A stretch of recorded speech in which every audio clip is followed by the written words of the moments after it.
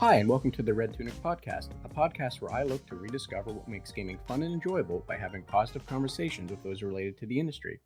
My name is Link, and today I'm joined by Marc-Andre Hetu, a designer for several games, as well as a level designer for Marvel Avengers. Hi, Mark, how are you doing today? Hi, I'm doing great. Thank you. It's a pleasure to be here. Well, that's great to hear. So, Mark, before we get started, if you don't mind, would you mind telling us about yourself?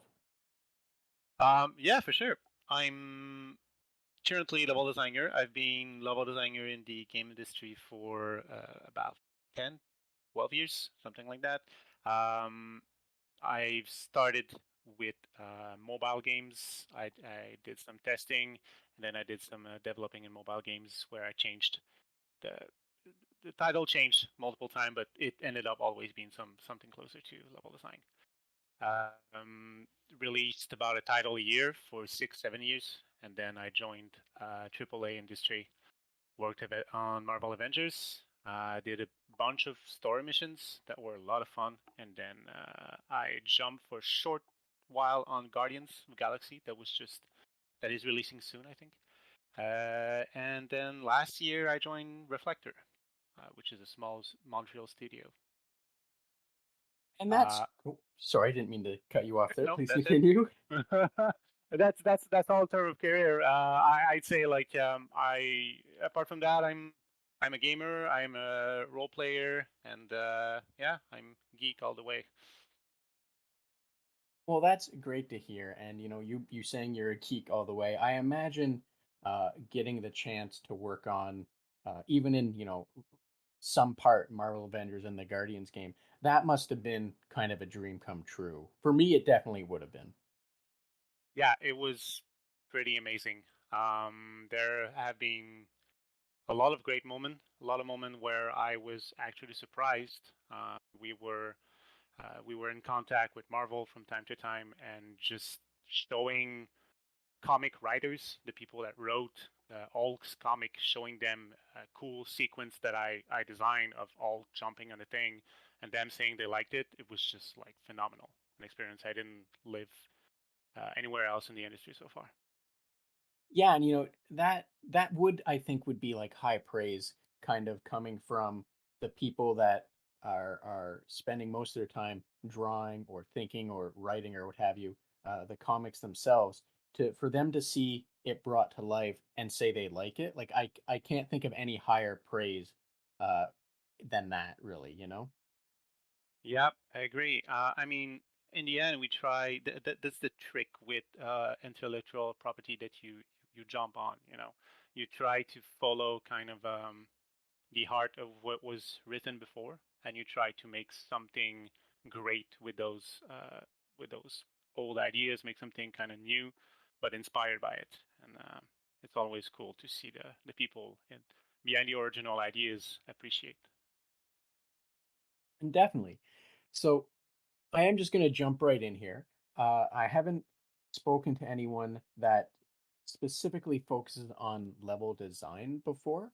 Can you tell us a little bit about level design? I know that for some people it might be a very straightforward thing, and the question I'm asking might really not mean much, I guess.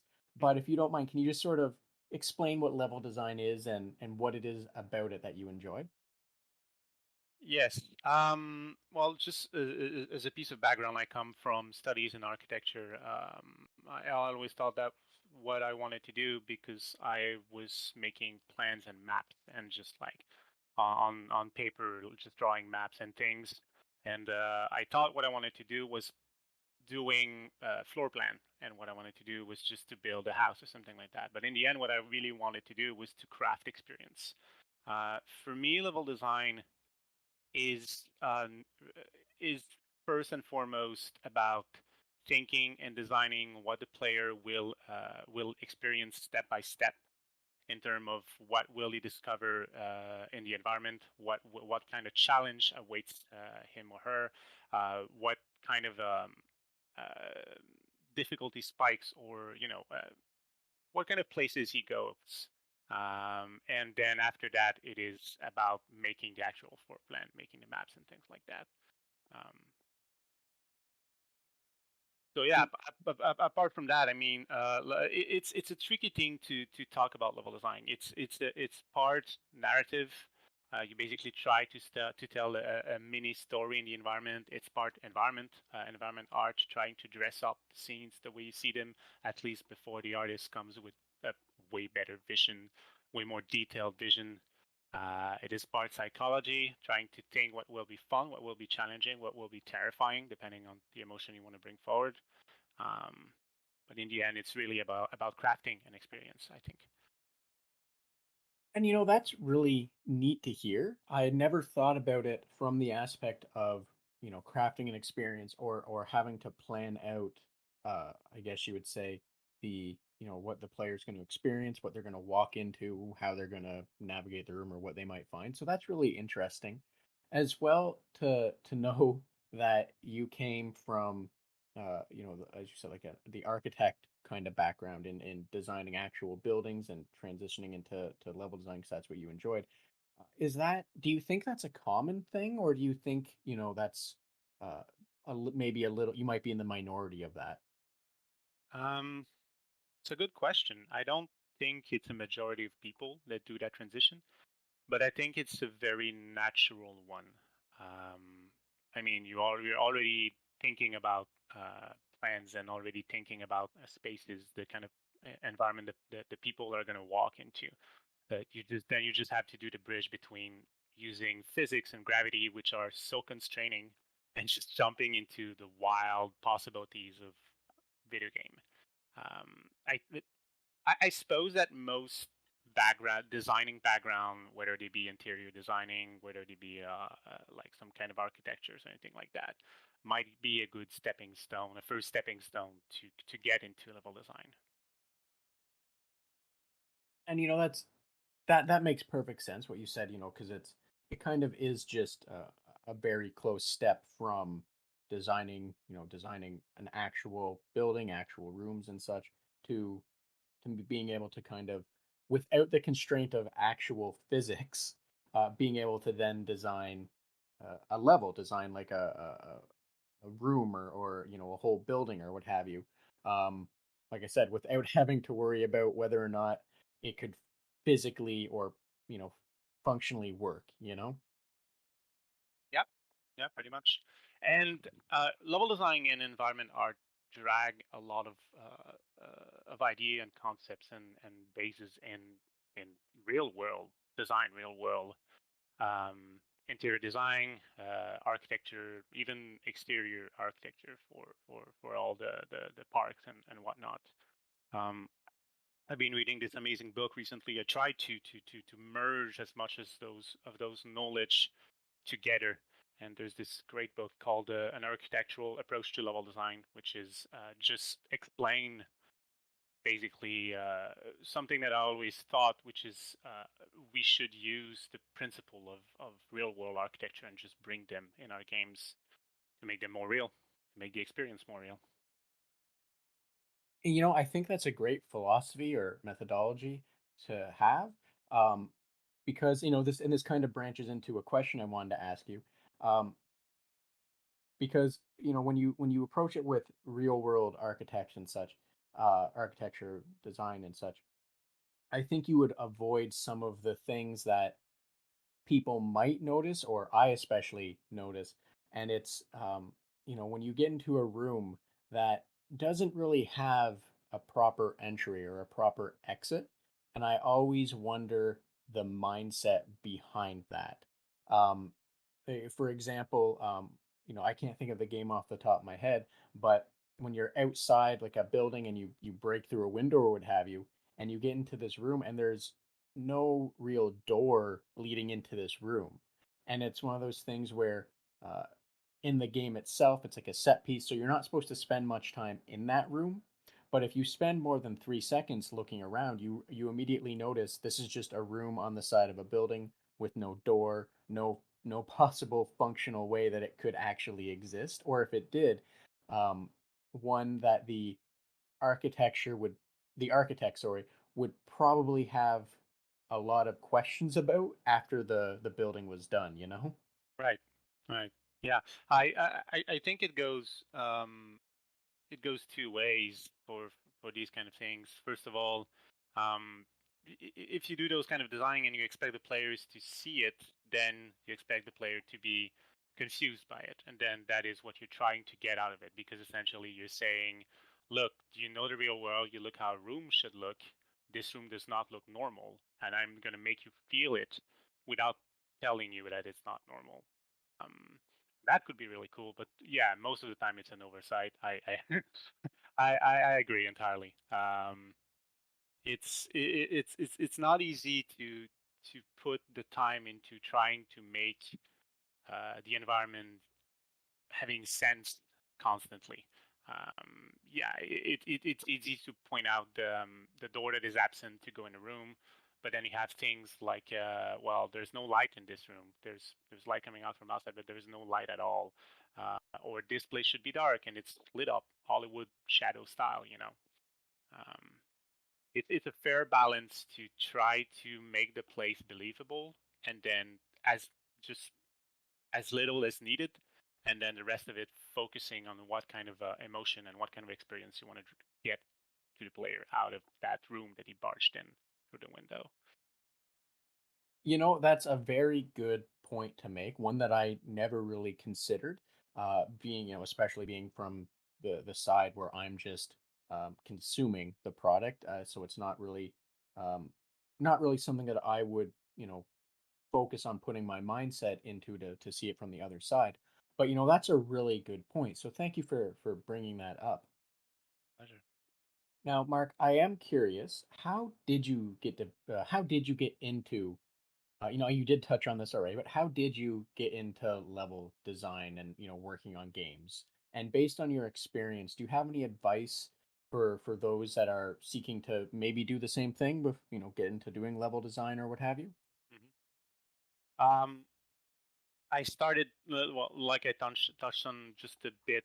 I started going into architecture more precisely at college. I did 3 years in architecture, and then I realized that it wasn't for me. At that level of architecture, most of the work is wall cuts and basic plannings of room size and stuff like that. Um, so either I was pushing on to go in university and become a full blown architect, and that was many more years of possibly stuff that were way too constraining for me, or I found something else. And then I found courses, video game courses at NAD Center in Montreal, where I studied. And as I was studying, I always liked all the aspects of the video game. I'm I'm a big fan of cool animations. I'm the kind of player that just can walk, actually take his time and walk in an environment to look at it and just gaze at the vista. Like I like all these aspects.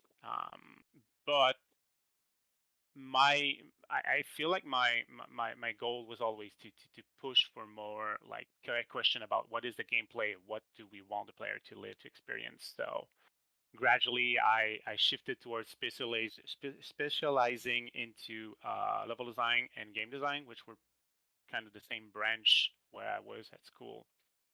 And after that, I did a few months as a tester, and I got a friend that got me a chance at Gameloft to do some level design. As for maybe advice, I would say try try to think about what you like about game, and I don't mean the how it makes you forget about the day and how it makes you feel good or happy. Try to think when you play a game, what motivate you. What do you look in a game that that you'll say, this is what I would like to craft for someone else. This part of the game, because that part is really important. When you'll work on a game, well, when you'll study and then when you'll work possibly on a game or try to, that will show. It will show your teammate, and it will show your boss, and then it will show the consumer, the players, the other players, that this part that you work on, that's the part that you wanted to contribute to. You wanted to make a difference and make that part as good as you lived it before.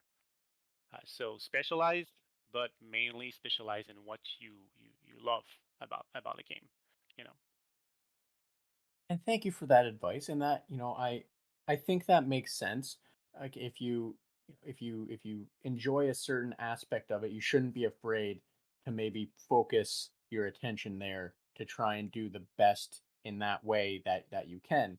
Because if you really like level design, it's probably not going to be as fulfilling to you if you were to get a position as let's say a concept artist for characters or just what have you, just something I pulled out of my head there. Yeah, yeah. And I mean, it is a lot of work. It is a lot of work while you study, and it is a lot of work then when you join, if and when you join the industry. It's always a case of putting the best of your ideas forward. You can't just sit back and say like, well, for this project, I'm just gonna follow along. And thank you, because that as well makes perfect sense, and that's I think good advice for a lot of things, but especially when you're looking to do something specific in the field. Yeah. So, Mark, I'm gonna take it back a little, and by back a little, I mean a fair bit. What was your favorite game as a child, and what was it about that game that made it so enjoyable to you? Um, I'm from the generation of kid that started on Nintendo 64. And the discovery of video game for me were the Zelda Ocarina of Time and Majora's Mask, more Majora's Mask than Ocarina. Um, I It was for me discovering like I've seen before, and I've seen other game before, and I've handled like old like Mario game and stuff like that. But opening those game were discovering like a world. To me, they did like the first massive open world where there were links between those sections. You opened up new places. You discovered that world, in 3D, because I know on previous generation you had some iteration of that. And yeah, for me it was discovering a world, and with Majora's Mask it was discovering also like a whole calendar for that world. Things moved forward. There were things happening constantly, and those things happening led to other things happening, and you could be a part of that. And yeah, that's my answer. Oh, and that's really nice to hear, and I like the point about being a part of the world where you can influence the things that happen in the case of Majora's Mask. Because I think at the time for a console game, at the very least, that would have been a bit of a new concept. I know with computer games, there was a lot of them that probably had a system where your choices had an impact or your choices mattered, so to say. But Yeah, I don't think there was a lot console wise that really did that. So it's a nice thing to highlight. So thank you for that. pleasure. Now, because you're a level designer, I'm going to ask this. When it came to Majora's Mask, was there a specific, like, what was your favorite level of Majora's Mask? Like I know they separate into the four zones and what have you. So by all means, be as pedantic as you'd like by my question, or be as freeform with it as you'd like. Oh man, it is so far behind. Um, It's a good question. I think that all the go around sections you have to race around was something different. Every part of the game was different. I was like I felt enchanted while you dance with the plant. I felt terrified going down in the depth as a Zora, as a fishman. Um, yeah, I couldn't point out, to be honest, I couldn't point out like a level design that I remember precisely. Um, And that is fair, because Majora's Mask, I think that was a bit of a cheat question that I asked, or not a cheat question, unfair question, because Majora's Mask, each section was very unique, was very much its own setup to work with each, I'm going to say gimmick, each mask for that area.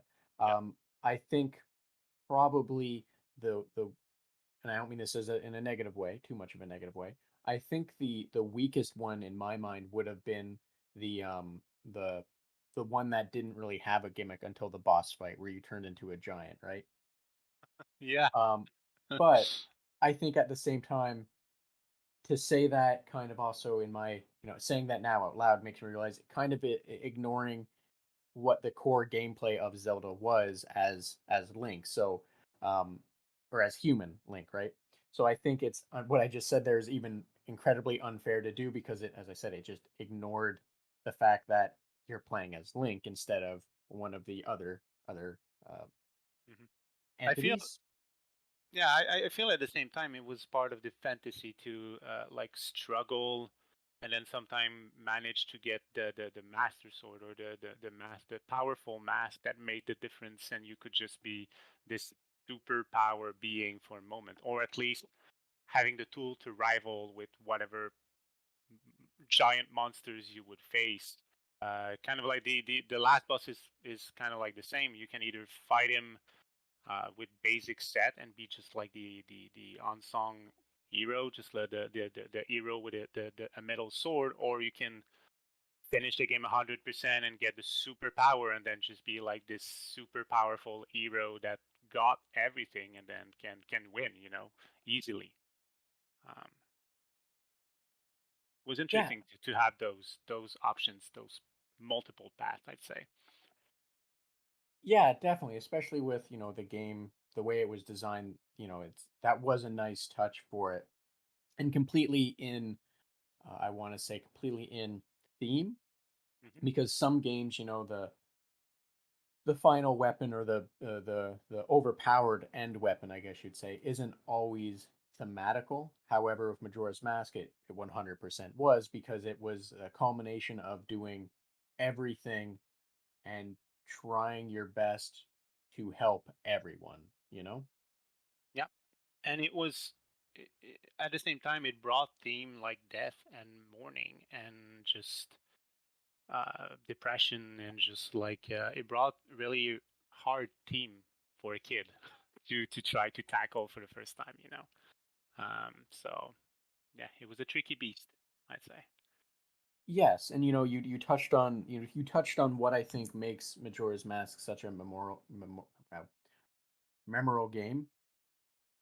Um, because it did bring a lot of darker themes to it that might have existed previously, but not as out in the open. Yeah, So now, because I have you here, and again, I want to ask more about level design stuff. for sure. Was there is there a game that you've played in the past or recently or what have you that outright, you feel did a magnificent job on level design? Like, is that made you have to actively sit back and say, "Oh wow, this is really well done."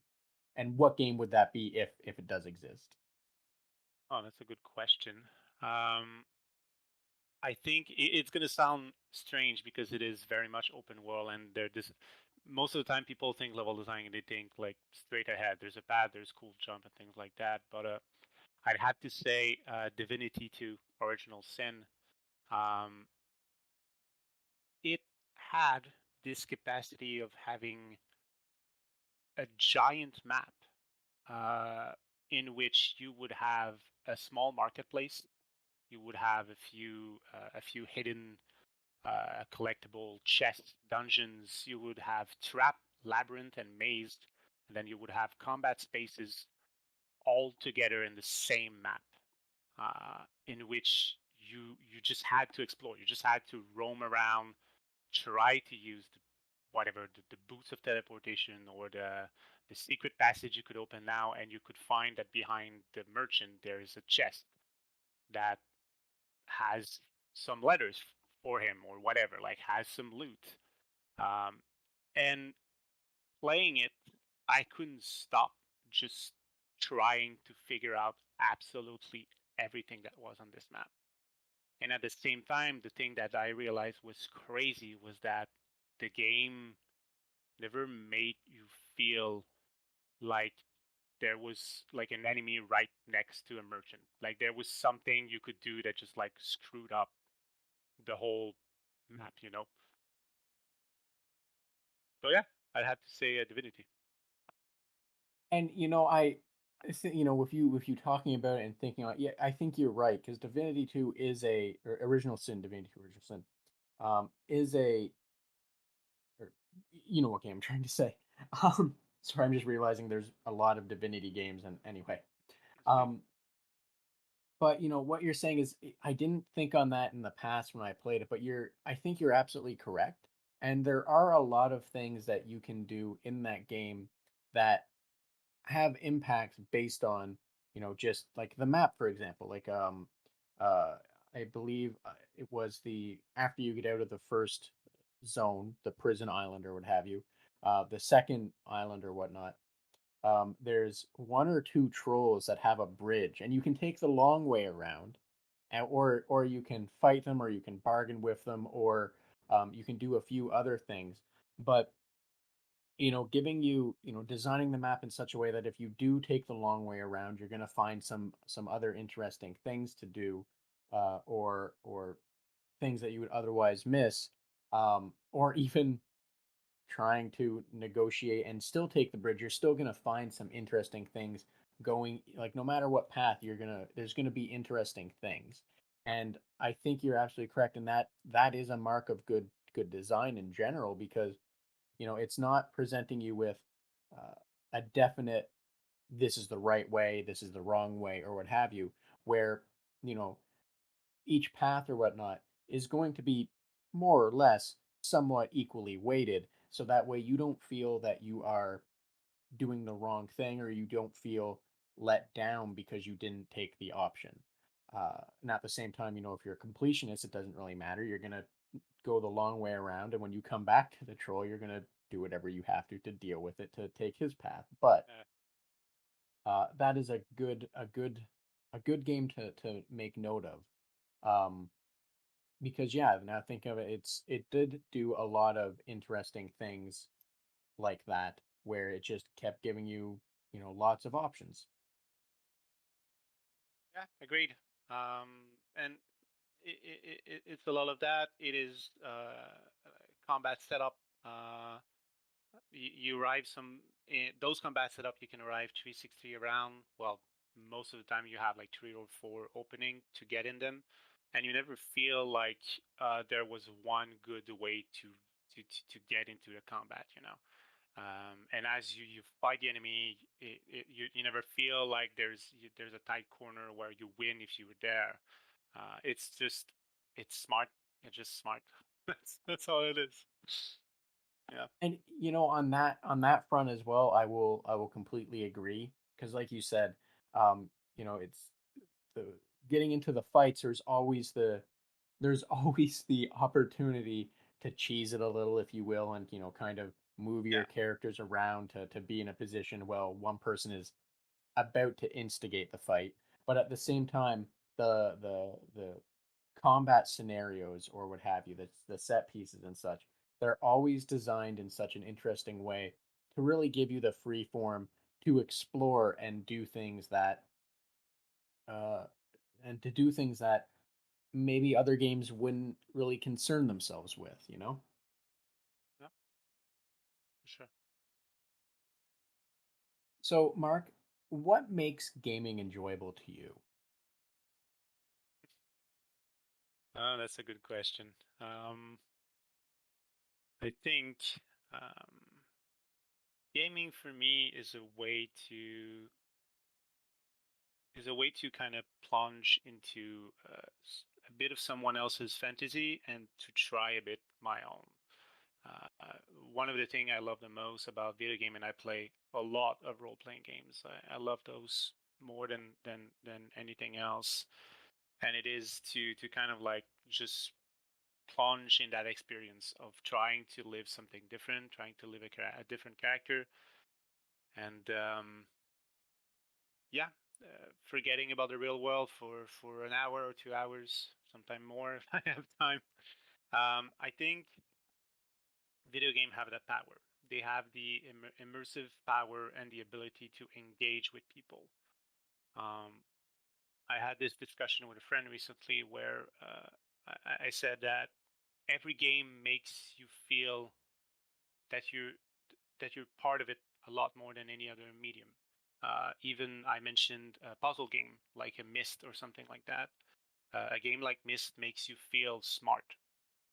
In the end, what you did was probably just twist a few knob and like push the right color at the right time.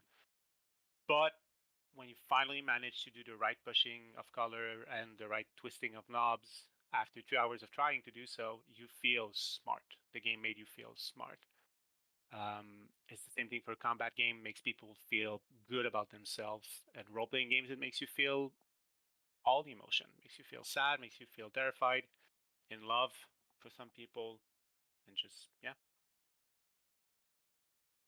And definitely, so that's that's really great to hear that, that you find games and you're able to enjoy them in such a way that and give them that power, I guess is the way to phrase it that I'm aiming at. But it's great to hear that, you find games that are able to do that for you. And you've mentioned, role playing games a few times. What is your favorite role playing game, if you don't mind sharing?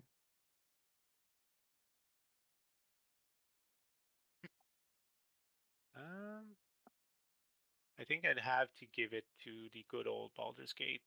Baldur's Gate 2. Uh, must have been my favorite role-playing game. Um, yeah, it was a different thing at the time to get into. Um, it allowed for so many options. It allowed to try to do so many things, and the game kind of embraced all those things that you tried to do, while at the same time showing this massive world that could be ruthless and had its own challenge. Um, yeah, I have to say Baldur's Gate 2. I wait impatiently for the third one. Uh, I as well await impatiently for the third one.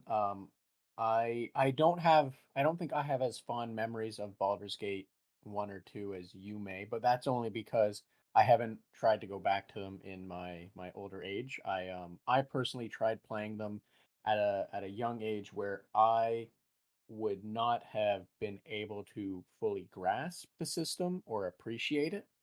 um, I forget when the game came out, but I think I want to say I was probably, 8 or 9, give or take. Um, so, it definitely was a little beyond me, but going back to them a bit and such, I do have a healthy amount of hope and excitement for Baldur's Gate 3, only because, from what I played of the previous ones, the story was fantastic. Uh, the the characters were interesting. What's not to like about a character that carries around a space hamster and what have you. Yeah, giant Um, miniature space hamsters, sorry, yes, correct. something like that. Um, yes, a weird, crazy person way of saying it. Um, and getting the chance, one of the things I'm excited about it for is getting the chance to play it with a current game system. And by that I mean, if you look at Baldur's Gate 1, it used I want to say D&D Adventure, or what was effectively 2.0, I believe, Yeah, where advanced, I think. advanced, that was the word I Yeah, think I was yeah. looking for. Where your the lower your armor was, the better it was, or what have you. I Oh, I never I never understood the taco or the thaco system. Um yeah. I uh started like I barely understood those system. I started playing Dungeons and Dragon with third edition, so that's yeah. It was a bit beyond me. I did what I could with Baldur's Gate, that's for sure. Yeah, and one of the things I think that I'm most excited about 3 is it's going to be using a modern system with a much more user-friendly rule set, if I may put it that way, where it's I know there's going to be constraints to it that don't allow some of the crazy things that would um you would get to experience on an actual tabletop setup, but having something that it's a little easier to understand and read and all of that. That's the thing I'm looking the most forward to. Entirely agree. I think that those there's still something for those old system, but like I've been playing, and they're coming back from time to time. I've been playing Pathfinders these days, and I played the previous one that came out, the Kingmakers and Wrath of the Righteous. Then I played the Pillars of Eternity, which they all use these old philosophy of these old games that you had to crunch all the numbers. You had to have like the plus one in that thing, the plus two in that thing, and then activate the right stance at the right moment. They're good if you want to spend many hours trying to understand the math behind it. But there's there's beauty in that kind of like new philosophy behind both Dungeons and Dragon and Baldur's Gate 3, which kind of use its system where they seem to say, look, we can do fantasy, we can do role playing games and abilities and class, but being open and welcoming to everyone. People that have time to learn to master classes, or people that just want to swing fireball, man. They don't want to learn every single feat and ability they need to get to swing really well fireball. It's just welcoming. It's just amazing for that part. And yeah. And that's what you said is, I think, is a very good point, because in my opinion, um, the shift to a more narrative experience, um, with less, with a lot less focus on having to do, like you said, having one in this, then having to take a certain stance or what have you, but shifting it more to be focused on the narrative and allowing a little more free form with that, um, is a really, like, I really appreciate that approach. And I think, um, the with taking up those kind of game systems, I think it might allow games that want to harken back to, an older time, or the tabletop methodology, but it also allows them kind of to incorporate the rule of cool, if you will, Oh um, yeah. where, with where they allow the game system to have a bit more whimsy to it, to allow things that otherwise might not get in there, just because the designers or whatnot stepped back and said, it'd just be cool if we could, like you said, just let them fling a fireball without having to worry about all these other components, right? Right. So, Mark, I'm I don't I don't know if this is, the really the best question.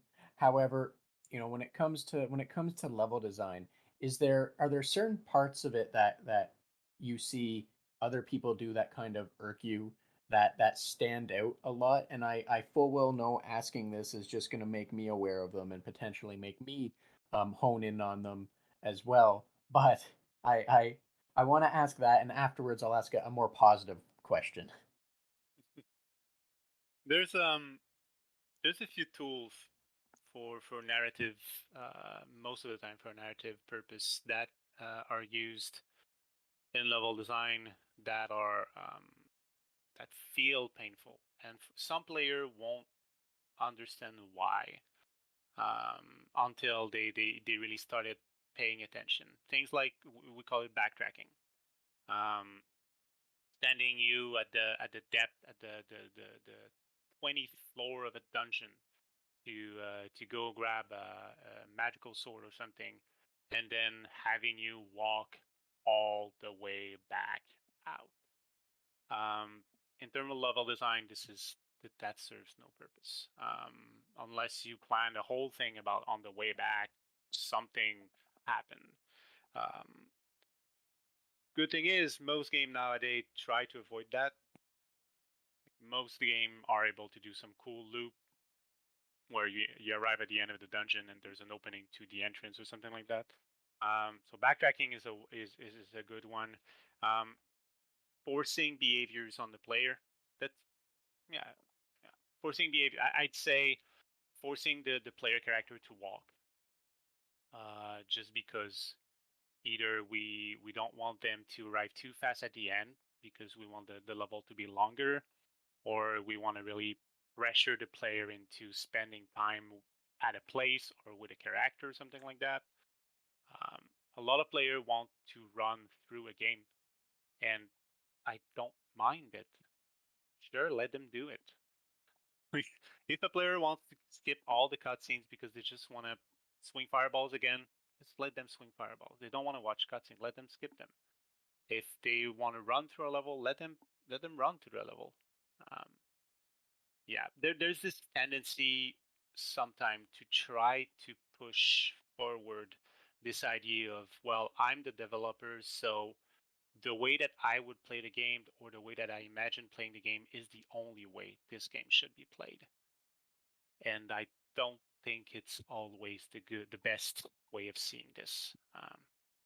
Because in the end, even if we're 300 people on the project, hopefully there's going to be 100,000 times that amount of people that will play it. So, you know, Yes, and I thank you because you made some very interesting points, and gave a different perspective for thinking about certain things. And one of the things you touched on, the looping back, the walking back down or exiting the way you came kind of thing. Um, I can't think of many games that still do that. I know when Skyrim first came out, people complained, but then again, you'd have to walk through the dungeon that you just did. However, the one game or the one developer, I guess you would say, that I think of that still does that, but pulls it off so well with their act set pieces or whatever is Rockstar. And like you said, it's uh, you don't want to make them walk back that way unless there's a good reason for it. And it just makes me appreciate even more the thought that would have had to go into, in like the end of the first Red Dead Redemption game, where you oh go up boy, the yeah. mountain and then you ride back down that mountain.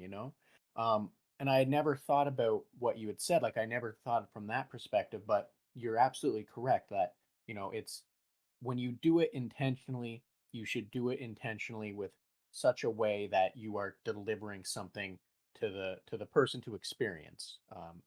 That's what I've taken away or come to realize from it. Yep. Hopefully, I'm not too far off there. No, it's pretty spot on. Now, the mirror of that question that I also want to ask, because like I said, I'm going to ask a positive one as well.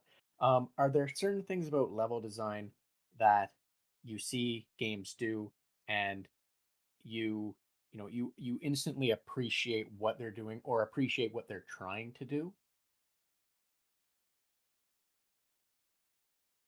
Um, it's it's a complex answer, I would say, because it's a weird thing that I could almost only explain by example. But um, signaling the player, there's this whole saying in, I think, in cinema too, and in a lot of different media, of saying like, show don't tell. Just and it applies so well to level design. Um, just showing like there's a spotlight beyond the door frame, ahead of you, not in front of you, and a bit in the back to the right. But that door frame is just a tiny bit more illuminated by than the rest of the scene, you know. Or there's Last of Us Part Two did that a lot. They created always those landmarks in the far distance that you could use constantly to just remind yourself where you were going and in which direction you were heading. So as you get in a small village, you hear a gunshot, you see smoke at a distance, the character you're with says, look, it's probably the church or the thing that is burning. We need to get there. And throughout the whole level, you look around. When you're lost, you look around, you see smoke in the sky in the distance. You're like, all right, that's the direction I need to go. And they repeat it a lot. They might almost overuse it, but it is like using signals, using colors and light to your advantage is a thousand times stronger for the player than just having an open sign or like writing down something next to a thing that needs to be interacted with, or having a character tell you pick up the sword. Like if it's a darker environment and there's a sword there and it's just well placed in the middle, player's gonna grab it. You don't need to tell them. Yes, I know exactly what you're speaking of. And natural, I guess, natural waypoints, if you will. Yes. I personally one of the things I struggle with in older games, or games made with older methodologies, is trying to figure out where to go. And I might not be 100% the target audience. However, I still enjoy these games. And one of the things that I struggle with is trying to figure out where to go because I can easily get lost or I can easily miss the important thing that you're supposed to be doing. And having some natural waypointing is always greatly appreciated. And it's nice to know that that is something that is seen as as seen as something that's appreciated even from like a level designer standpoint. Um, I know you touched on, it's hard to fully explain without examples or what have you. But like when you were explaining it, it immediately reminded me of, I think older Assassin's Creed games did it with some the where you could climb easily or what have you. The stone on the wall was scratched, and that I don't I don't personally think that was incredibly useful just because if you're just scanning everything relatively quickly, you're not going to see it. And, as the series went on, I believe it changed. I'm not remembering off the top of my head. However, if you look at something like Mirror's Edge, where red is the dominant color for what you should be, like what direction you should be going, what you're going to Yes. interact with, that's going to be safe or the newer Tomb Raider games, I believe it was yellow, or at least the last one I played. I forget which one exactly, Rise or Shadow or what have you, where yellow was the dominant thing against a white, white snowy background or a kind of temperate forest area or what have you. Having those natural waypoints, um, I always speak good of them when I talk to people, but I never realized typically how good it really is until I go back to a game that might not subscribe to that methodology. Yeah. Agreed. So, we've kind of circled around a few of these this topic, a few of these things. Um, However, I want to know what is the game because you say you play a lot of games. Is there a game that you can go back to that when if you're just not having a good day or if you're tired or what have you? Is there a game in your library that is like your comfort game, the game that you can play and it's going to take you back to that moment where you first played it, and let you feel those same emotions? And if so, do you mind sharing what that game might be? Um, I'm not sure what the question is exactly because I have a go-to game for different things. I have the games that I launch when I just my brain turns off and I just want to click things, Mhm. which is m- most of the time Path of Exile or something similar that I For can just sure. click on the screen. Uh, uh, but so if you don't mind, let me try and rephrase that question. I'll use an example from my life, that hopefully makes it a little more clear. Like for example, one of my favorite comfort games is Super Mario 3. And the reason for that is because, I when I play it, I remember the first time I played that game. I remember the happiness I felt. I originally, the first time I really played it was with my father, and I remember the moment leading up to it. I remember the shared experience, the joy, the excitement, like all of that I remember. So for me, Super Mario Brothers 3 is a very strong comfort game because it instantly puts me in the place that I was as a 4-year-old when I first played it. right. So what I was trying to ask was, do you have a game that is similar that, if you no matter how you're feeling, no matter the day, the time, what have you, if you play it, it takes you back to the first moment that you played it, the first moment that you realized you loved it. And if there is a game like that, do you mind sharing what that game is? Yeah, sure. I think like I haven't played it a whole lot recently, but I'm constantly trying to have people play it with me. It would be Heroes of Might and Magic 3. I when I started playing computer game, it was a time where I had only very few nerdy friends, and we spent whole weekend playing that game together. And we created our own stories, our own quests, our own goals constantly. It is for me the first real social experience with gaming that I ever had, way before online games, way before MMOs or guild or whatever, things like that. And I think that now, every time that we have, like, I have a party or something at my place with a bunch of gamer, and we don't know what to do, I have a tablet that I just boot Heroes of Might and Magic 3 on it, and we try to do a few rounds. And it never goes anywhere, but like at least it's a cool reminder of like this LAN gaming cool aspect that used to exist before this here in the world. And definitely, having that ability to remind you of, getting to go back and experience something like that, um again, is fantastic. And as someone that played a lot of Heroes of Might and Magic 3, I I think, it's a fantastic game. And it's great hearing other people have such fond memories about it, just because, like I said, it's a fantastic game.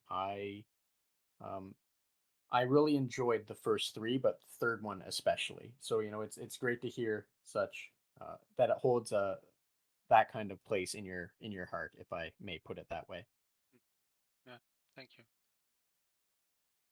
So, Mark, I don't want to take up too much more of your time. However, if there's anything else you want to discuss, a cool game, what you're doing, something you feel more people should be aware of, the floor is yours. As well, please let everyone know where they can find more information about you, and I'll also include that information in the episode description. Um, I'd say in the current field of video games, it's really tempting to just jump onto the next AAA all the time.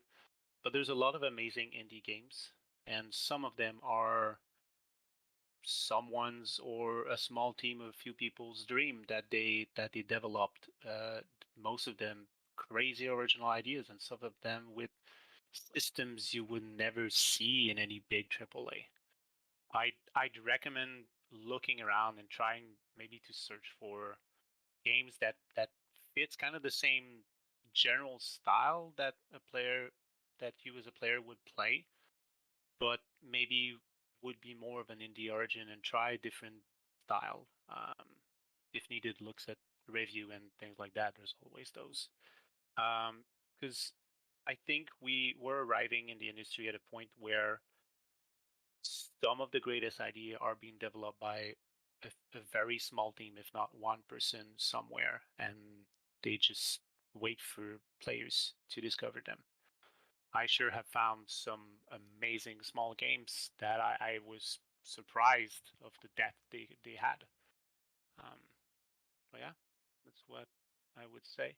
As to where I could be found, I mean, I'm on LinkedIn, and I can be reached via the same. I think the email address is on the same LinkedIn.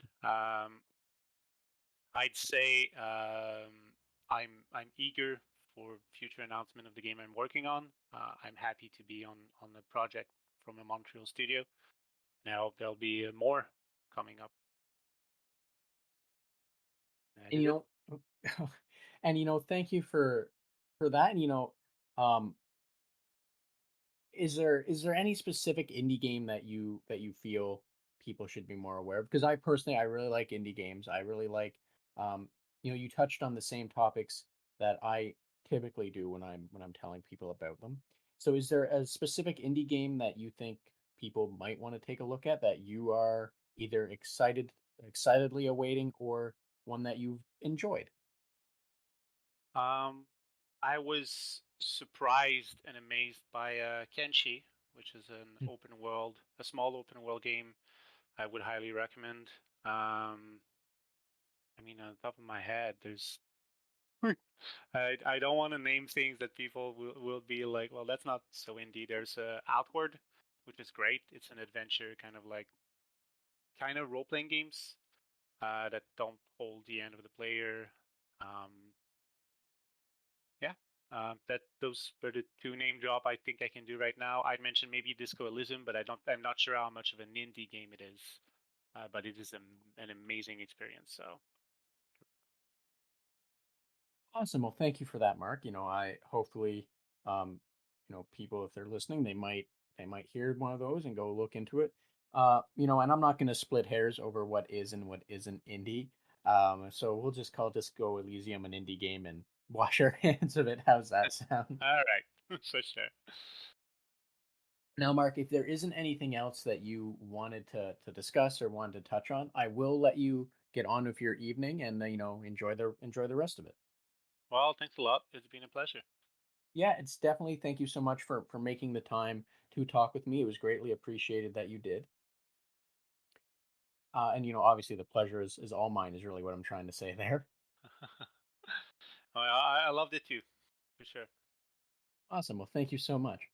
And thanks again to our guest, Mark, for making time to have this conversation with me. And thank you for joining us on the Red Tunic podcast. And a special thanks to Ronald Jenkins for the use of music from the title track from Road Steep. And if you like this podcast and want to support it and help it grow, please subscribe or follow me on Twitter at Red Tunic Podcast to receive the latest episodes and news, and be sure to share it with those you think also might enjoy it. Thanks, and until next time.